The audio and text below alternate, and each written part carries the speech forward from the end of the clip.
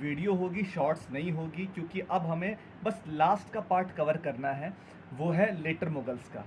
मोहम्मद शाह रंगीला के टाइम पे 1738-39 में चूंकि मुग़ल गवर्नमेंट बहुत वीक हो चुकी थी, अटैक्स होने शुरू होते हैं। नादिर शाह अटैक करता है। बैटल ऑफ करनाल होता है, जहां पर नादिर शाह मुग़लों को हराता है, मोहम्मद शाह रंगीला को बंदी बनाता है, कैदी बनाता है। कोहिनूर का हीरा 70 करोड़ रुपए, और ये समझौता करता है कि सिंधु नदी यानी इंडस नदी के वेस्ट का पूरा हिस्सा अब नादिर शाह का।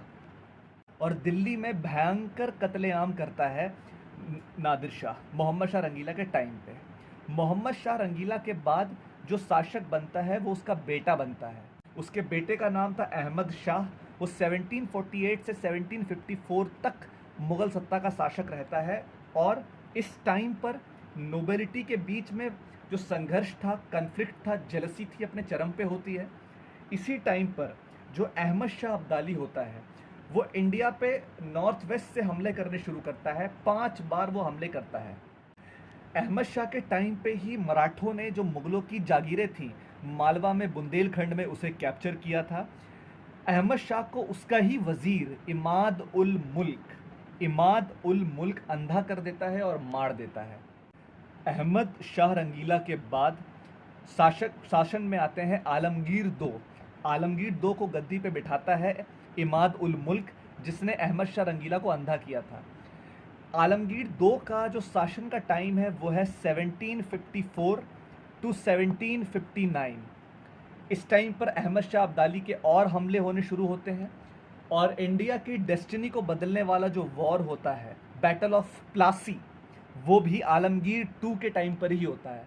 आलमगीर 2 की हत्या भी इमाद उल मुल्क करता है।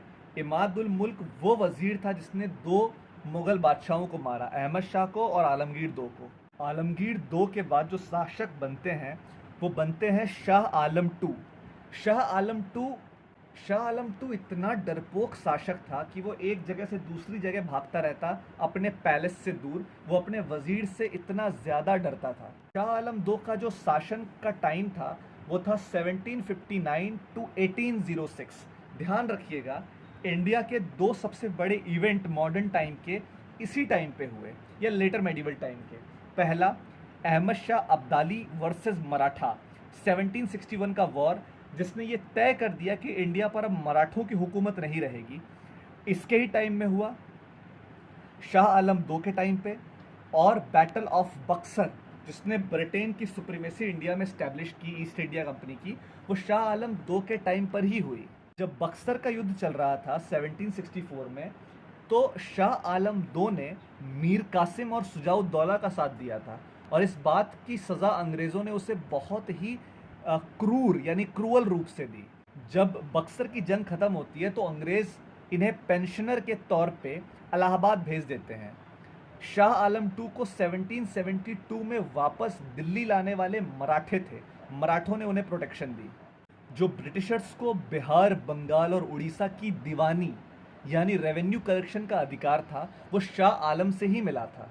अंग्रेज़ों ने दिल्ली पर जो आखिरी फतह की थी वो 1803 में इनके ही टेन्योर में की थी। इनका टेन्योर में 3 इवेंट्स हुए शाह आलम 2 के टेन्योर में। पहला ये कि अहमद शाह अब्दाली और मराठों के बीच में लड़ाई जंग हुई, जिसमें मराठों को शिकस्त मिली। उसके बाद सबसे बड़ी बात कि बक्सर का बैटल हुआ और अंग्रेज़ों ने फाइनली कॉन्कर किया दिल्ली को। इसलिए इनको लास्ट दिल्ली का रूलर भी कहा जाता है। 1806 तक उन्होंने रूल किया। 1759 से 1806 तक जो शाह आलम 2 का रूल था। अब 1806 से 1837 तक रूलर बनते हैं अकबर 2। अकबर 2 को कहा जाता है कि ये फर्स्ट मुगल रूलर थे अंडर ब्रिटिशर। इन्होंने ही राम मोहन रॉय को राजा का टाइटल दिया, और राजा राम मोहन रॉय को इंग्लैंड भेजा as a envoy of Mughal empire. और उसके बाद 1837 टू 1858 तक रूल करते हैं बहादुर शाह 2, जिनको बहादुर शाह जफर भी कहा जाता है। इनका समय आते आते मुगल रूलर बस एक टिट्युलर नाम मात्र के रूलर बन गए थे।